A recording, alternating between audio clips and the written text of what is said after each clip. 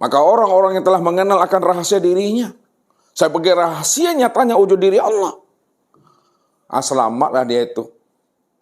Ini yang disampaikan Rasul tuh. Beruntunglah orang yang hidup sezaman dengan aku. Dia melihat aku dan dia beriman kepada aku. Tapi lebih beruntung lagi orang-orang yang tidak hidup sezaman dengan aku. Tapi dia yakin kepada aku, beriman kepada aku. Itu Bapak Ibu. Makanya ketika suatu hari Rasulullah itu menangis Bapak Ibu. Rasulullah itu menangis, lalu dihampiri oleh sahabat. Ya Rasulullah, kenapa engkau menangis ya Rasulullah? Apakah ada di antara kami ya Rasul yang menzolimi engkau ya Rasulullah? Atau ada orang lain yang menyakiti hati engkau ya Rasulullah? Apa jawaban Rasulullah? Tidak ada yang menzolimi aku. Dan tidak ada pula di antara kalian yang menyakiti hati aku. Tapi kenapa engkau menangis ya Rasulullah? Aku menangis kata Rasulullah, karena aku teringat dengan saudara-saudaraku. Bukankah kami ini adalah saudaramu ya Rasulullah? Apa kata Rasulullah? Kalian semua bukan saudaraku. Kalau kami ini bukan saudaramu ya Rasulullah, lalu siapa kami ini sebenarnya Rasulullah? Padahal kami selalu ikut berdampingan dengan dirimu ya Allah, ya Rasulullah. Berperang, berjihad.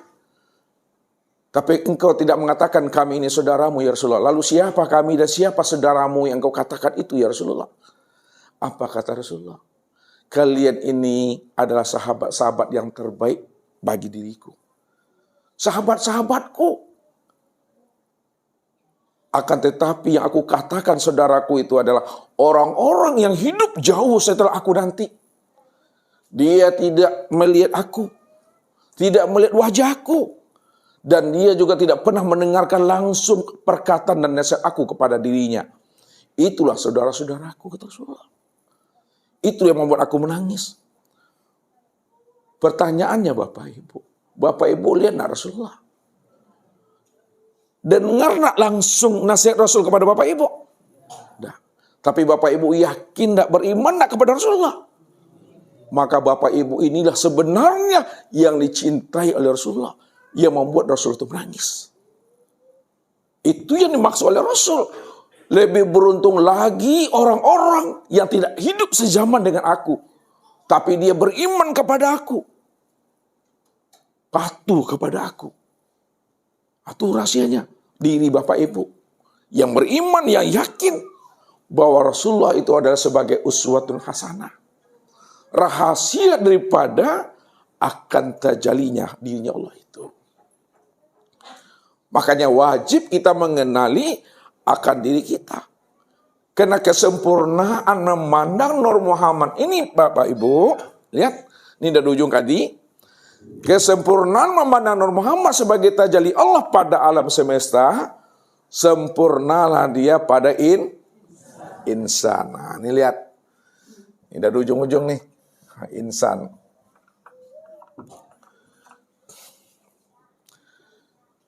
Apa kata Allah?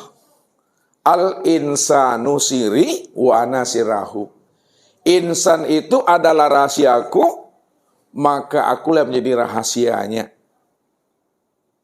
Siapa yang kenal insan, pasti dia kenal aku. Karena akulah sebenarnya insan itu.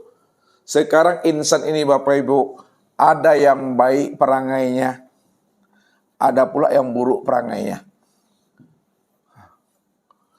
Untuk memandang kesempurnaan Allah pada insan, pandanglah kepada insan yang baik, yang elok perangainya Bapak Ibu.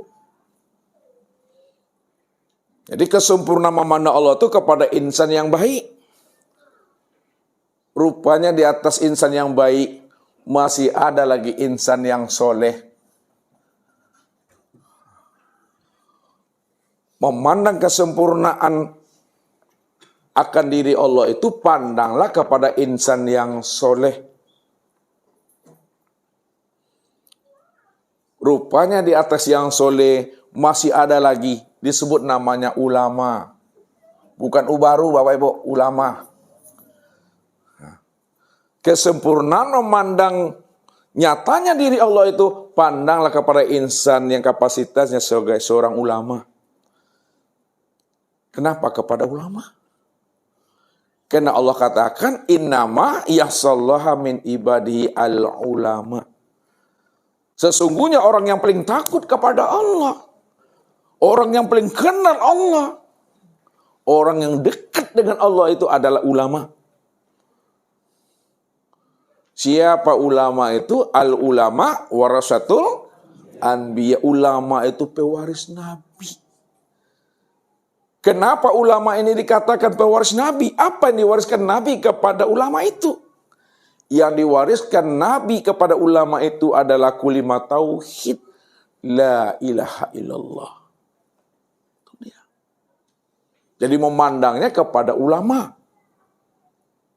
Rupanya di atas ulama masih ada lagi Bapak Ibu. Di atasnya itu aulia.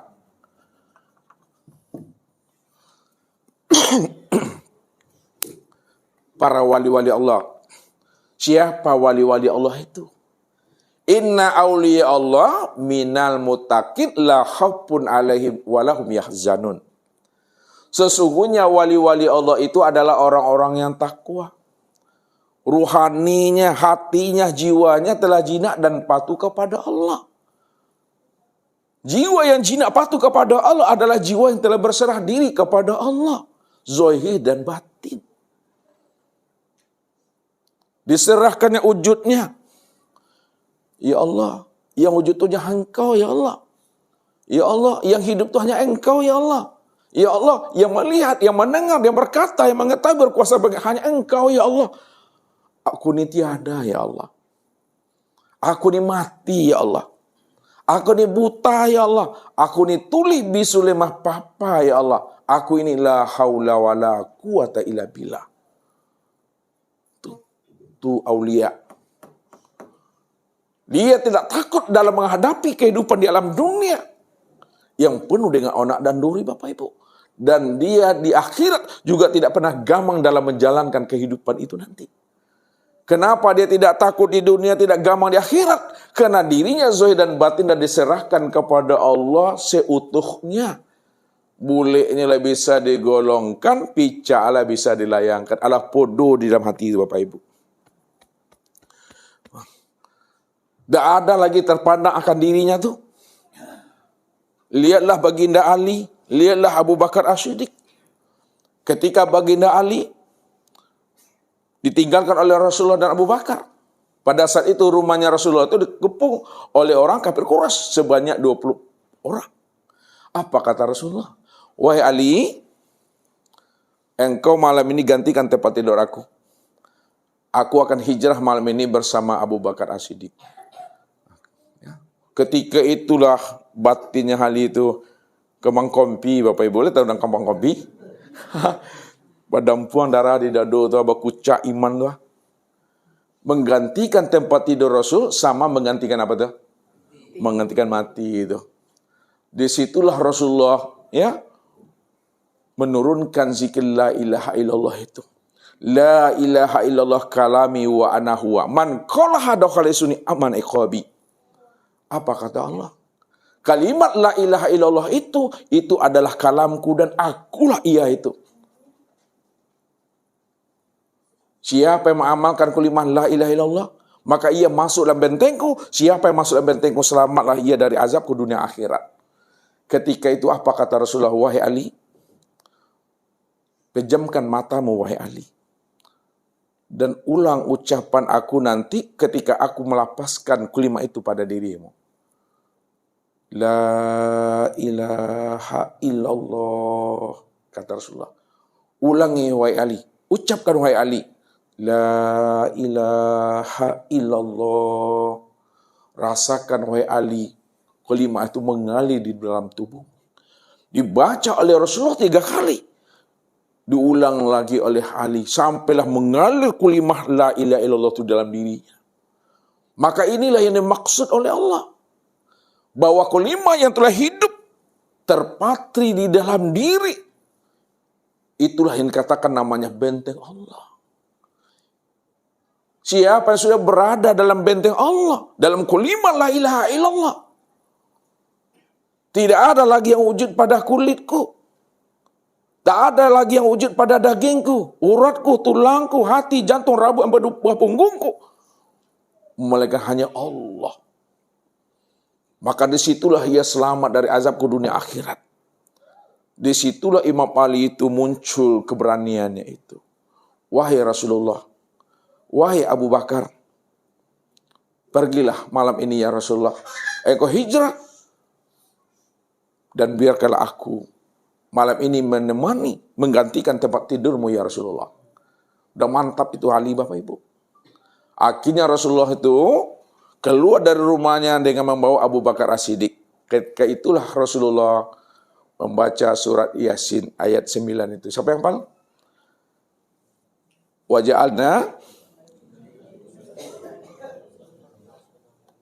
Waja'alna min baini aidim sadda wa min khalbihim sadda fa'aksainahum fahum la yubsirun. Rasulullah mantap hatinya melangkah. Bismillahirrahmanirrahim. Bismillahi majraha wa mursaha. Inna rabbila ghafurur rahim. Nah, lihatnya rupanya orang yang tertidur semua Bapak Ibu. Tertidur pulas. Sambil berdiri Bapak Ibu. Diambil oleh Rasulullah itu seonggok pasir. Ya, diletak di kepala itu. Kalau Rasulullah itu pendendam Bapak Ibu disembunyi semua itu. Mati semua itu. Tapi Rasulullah tidak seperti itu. Ya, Rasulullah itu inna ma bu'istu liutamima makarimal akhlak. Diletakkan oleh Rasulullah itu pasir, Rasulullah pun pergi dengan Abu Bakar As-Siddiq. Setelah waktu subuh datang Bapak Ibu, rupanya terbangunlah satu orang kafir Quraisy tadi, dilihatnya di kepala temannya itu ada pasir tonggok. Dibangunkannya temannya, rupanya ini kerjaan Muhammad ini. Didobraknya pintu, Rasulullah itu kena ada lagi. Dobrak pintu, masuk ke dalam, ketika akan dipancungnya yang berselimut itu, disitulah Allah itu makhalibal qulub, membolak-balik hati. Dilihatnya, selimut tadi rupanya bukan Rasulullah, adalah Ali. Situlah Allah itu fa'alul lima yurid, ya, makhalibal qulub, Allah membolak-balik hati. Karena niatnya itu Rasulullah, yang nampak itu Imam Ali. Jadi pupus harapannya, hambar hatinya, tak ada keinginan untuk membunuh Ali, karena yang dimaksud sebenarnya adalah Rasul. Selamatlah Ali, karena Ali di dalam benteng Tuhan. Ali di dalam kandungan rahman dan rahimnya Allah. Akhirnya dikejarlah Rasulullah Bapak Ibu, ya, dengan Abu Bakar oleh pasukan Quraisy itu. Ya, dikejar, diikuti langkahnya Rasulullah, ya, karena mereka juga ada bawa paranormal Bapak Ibu. Ya, ada ilmu al-qiyafah namanya, ilmu mencari jejak. Ya. Rasulullah dengan Abu Bakar masuklah ke Jabal apa namanya? Jabal Sur. Disitulah Rasulullah itu masuk dengan Abu Bakar. Karena udah capek Bapak Ibu, Rasulullah itu pun tertidur. Tertidurlah di pahanya Abu Bakar As-Siddiq. Ya, saking pulasnya, ya, Bapak Ibu Rasulullah tertidur berkeringat. Di situ pula lah Abu Bakar As-Siddiq itu digigit oleh binatang yang berbisa, kalajengking Bapak Ibu. Ya. Ya, Rasulullah itu enak tidurnya di pangkuannya Abu Bakar. Tapi karena Abu Bakar itu digigit oleh binatang yang berbisa, ketika itu Abu Bakar menahan sakitnya kalajengking itu Bapak Ibu. Kalau beliau bergerak, berteriak, atau menangis, maka Rasulullah akan terbangun. Itulah yang menjaga adab tadi, ditahannya rasa sakit tadi, sehingga berairlah matanya ini. Jatuh air mata ini, kenalah pipi Rasulullah Bapak Ibu. Ketika kena pipi Rasulullah, disitulah Rasulullah terbangun, karena tetesan air matanya Abu Bakar itu, terbangun beliau. Lalu Rasulullah pun bertanya, wahai Abu Bakar, apa yang terjadi pada diri engkau ya Abu Bakar? Ya, apakah ada sesuatu? Iya ya Rasulullah, pada saat engkau tertidur pulas ya Rasulullah, aku pun digigit oleh binatang yang berbisa ya Rasulullah. Lalu dibacakanlah oleh Rasulullah, ya, doa, ya, dengan surah Al-Fatihah itu. Alhamdulillah dibacakan Al-Fatihah, lalu ditempelkan ke yang sakit itu, maka bisanya itu mati Bapak Ibu, tidak menjalar. Jadi kalau Bapak Ibu kena binatang berbisa, kalajengking, ya, lipan, bacakan surah Al-Fatihah. Ya. Kalau bisa diambil dari sini, dari langit-langit itu. Ya, ini namanya air Al-Kautsar di antara ini. Kalau ditekan tuh ada airnya tuh. Ya, kasih itu, alhamdulillah nggak apa-apa itu. Kemudian ketika itu pula lah Bapak Ibu, orang kafir Quraisy itu udah sampai pula di mulut goa itu. Ya, apa kata Abu Bakar? Ya Rasul, orang-orang kafir telah ada di hadapan kita ya Rasulullah, berdoalah ya Rasulullah. Kalau engkau tidak berdoa ya Rasul, maka kita akan mati berdua di dalam goa ini ya Rasulullah. Apa kata Rasul? La tahaf wa la tahzan innallaha ma'ana. Wahai Abu Bakar, jangan engkau khawatir wahai Abu Bakar, jangan engkau gentar. Allah beserta kita. Ketika itulah Rasulullah mengajarkan zikir ismu zat. Nah, zikir ismu zat itu zikir apa tuh? Hah? Zikir ismu zat. Tadi ada diamalkan kan?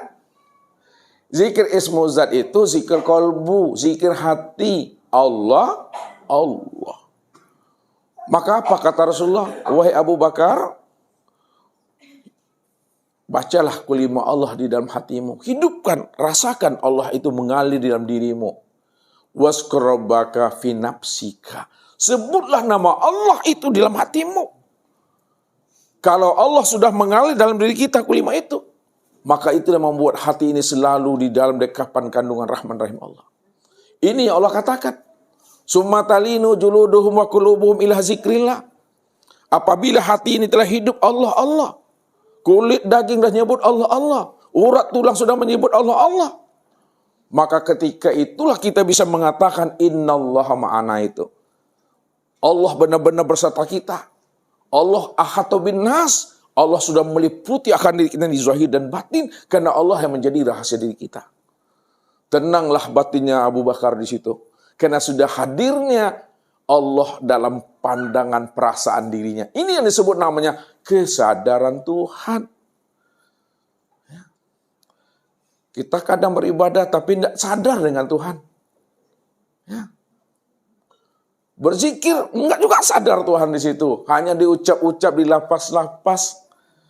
Rajin kita berzikir Bapak Ibu. Pendek lidah kita kena rajin berzikir. Tapi kalau tidak ada kesadaran Tuhan, maka hampa itu Bapak Ibu. Hampa dia. Ya, hati ini tidak jinak, hati ini tidak patuh. Hati ini tidak akan berubah dia kepada hal yang lebih baik. Jadi dihidupkan kesadaran Tuhan di dalam kolbu itu. Ketika telah hidup kesadaran Tuhan di dalam kolbunya Abu Bakar, maka rasa takut, rasa gamang, rasa galau, rasa cemas itu Bapak Ibu hilang. Maka berlakulah di situ Allah itu fa'alu lima yurid kembali. Allah itu berkehendak sesuai dengan maunya dia. Maka didatangkan Allah lah tentara-tentara Tuhan di situ. Mana tentara Tuhan sebagai malaikat-malaikatnya tadi? Di dalam gua itu rupanya Bapak Ibu telah bersarang apa? Laba-laba. Di dalamnya itu lagi bertelur pula lagi burung merpati. Maka disitulah orang-orang kafir Quraisy itu dibolak-balik hatinya oleh Allah. Bermainlah logika dan rasio di situ. Bertengkar mereka. Muhammad pasti ada dalam gua itu. Buktinya bekas telapak kakinya hanya berhentinya di sini. Berarti dia masuk dalam itu. Kata yang lain, tidak mungkin. Tidak masuk akal Muhammad itu masuk dalam gua itu. Kalau Muhammad itu masuk dalam gua, yang pertama, sarang laba-labanya akan tersobek. Yang kedua, burung yang bertelur di situ juga akan terbang. Sedangkan sarang laba-laba utuh. Burung itu tetap di sana. Tak mungkin, tak masuk akal. Akhirnya apa Bapak Ibu? Mereka pun balik belakang Bapak Ibu. Mundur. Balik kida nama Bapak Ibu. Tidak jadi masuk ke dalam. Disitulah Allah selamatkan mereka. Karena mereka itu berada di dalam bentengnya Allah. Ini Allah katakan. In tansurullah yansurkum wa yusabbit aqdamakum. Tolonglah Allah, bantulah Allah. Siapa yang mau menolong Allah, mau memperkenalkan Allah kepada hambanya yang belum mengenalkan Allah, Allah akan bantu kita. Allah mantapkan keistiqomahan hati kita. Allah berikan kita namanya ilmu laduni. Allah beri kita namanya ilmu hikmah. Dengan ilmu laduni Allah langsung masukkan hati kita. Maka disitulah kita ini berbuat dan berjalan hidup senantiasa bersama Allah. Inilah pesan Allah kepada kita. Siapa yang datang menghadap aku dengan amalnya, dengan segudang-segudang amaliyahnya. Ingat kata Allah, amalnya akan aku hisap itu.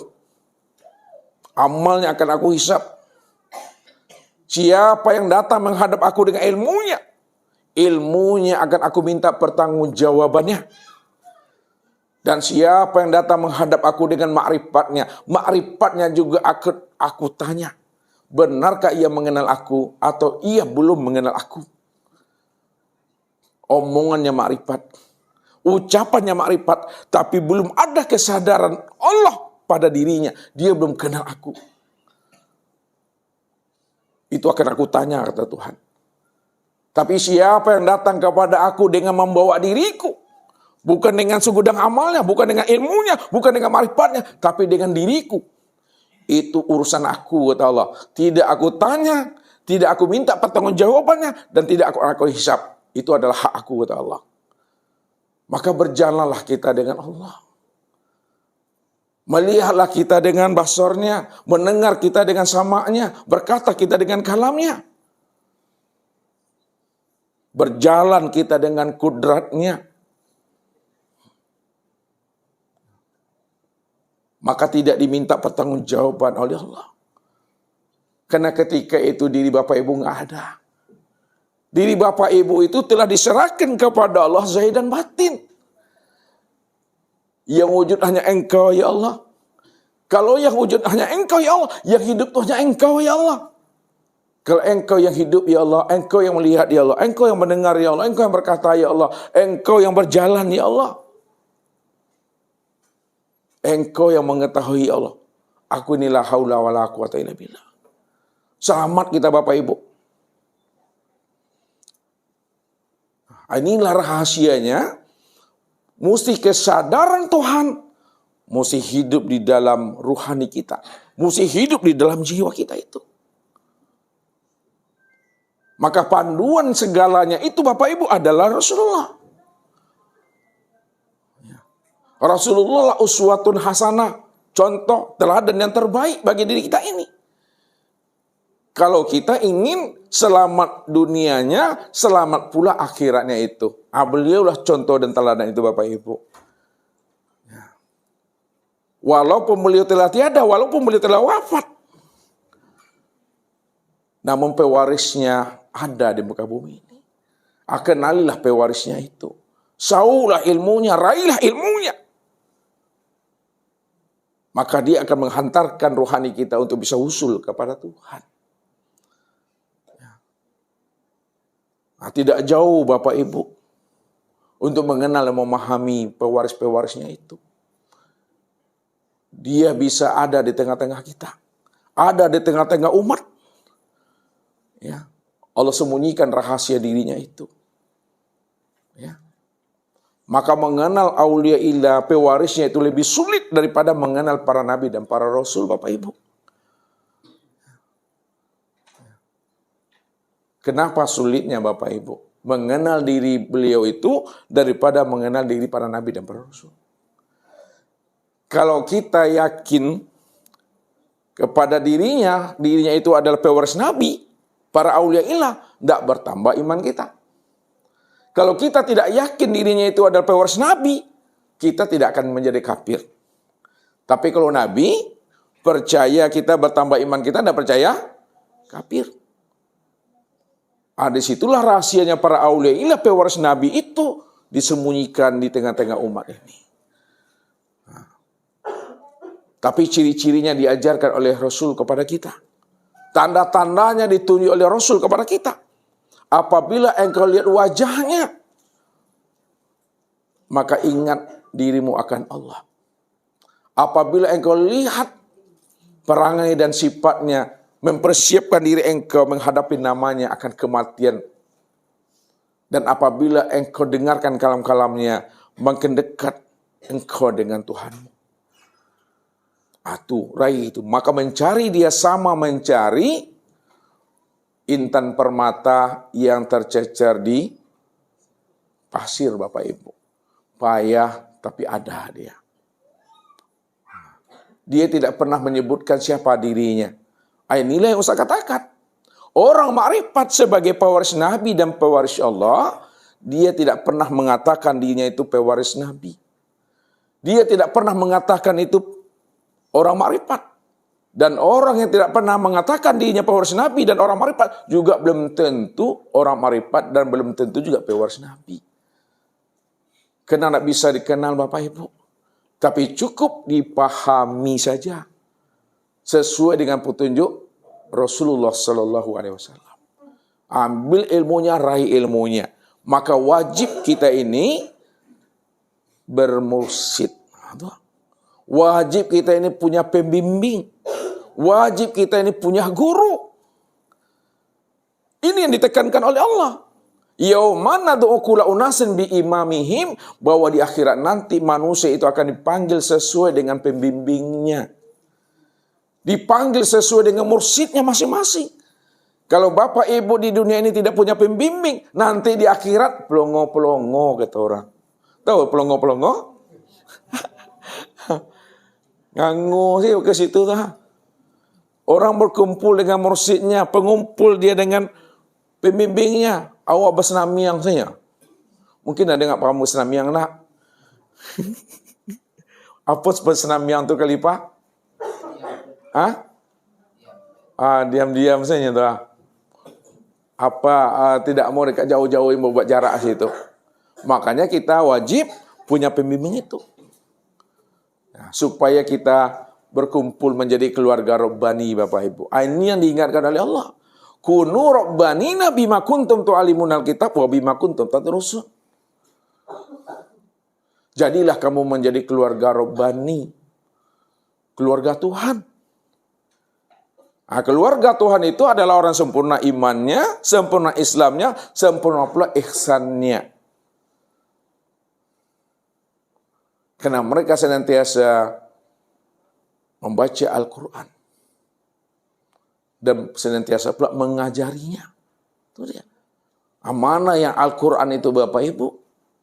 Ada namanya Al-Quranul Karim. Ada namanya Al-Quranul Hakim. Ada namanya Al-Quranul Majid. Ada namanya Al-Quranul Azim. Berarti banyak kali Al-Quran itu. Bukan banyak penyebutan istilahnya saja yang banyak. Al-Quran itu satu. Al-Quranul Khadim itulah yang dikatakan Al-Quranul Azim yang tidak ada barisnya. Tidak ada titiknya. Tidak ada hurufnya. Tapi terang, jelas, nyata Bapak Ibu bisa baca. Itu yang disebut namanya kitab nafsiyah. Kitab diri.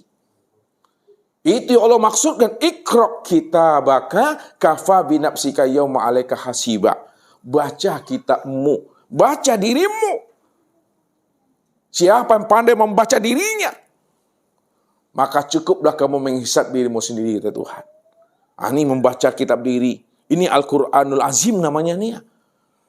Ya, yang tidak ada huruf, yang tidak ada baris, yang tidak ada titik, tapi bisa dibaca. Itu pahami. Ya, Rasulullah pedomannya ini. Jadi wajib kita ini mempedomani Rasulullah sebagai uswatun hasanah, jalan dan wasilah kita untuk sampai kepada Tuhan. Mungkin ini Bapak Ibu yang dirahmati Allah untuk memahami tentang rahasia Nur Muhammad ya, secara zahir dan secara batin. Ya, dan itu sudah sempurna pada diri Bapak Ibu semuanya. Ya, kesimpulannya. Nah, ini kesimpulannya nih. Rasulullah kan telah tiada, telah wafat Bapak Ibu. Kalaulah Rasulullah telah tiada, telah wafat, bagaimana cara kita untuk berwasilah sampai kepada Tuhan? Rasulullah sudah tiada, nggak ada membimbing kita lagi. Gimana caranya tuh? Kalau Rasulullah wafat? Alim ulama. Ulama yang mana tuh? Warasatul anbiya, dia yang mengajari kepada diri kita tentang rahasia Muhammad itu. Jadi untuk mengenal Allah, ini kesimpulannya, untuk mengenal Allah, kenalilah Muhammad. Untuk mengenali Muhammad, kenalilah insan. Siapa yang kenal insan, pasti kenal Muhammad. Siapa yang sudah kenal Muhammad, pasti dia kenal akan Allah.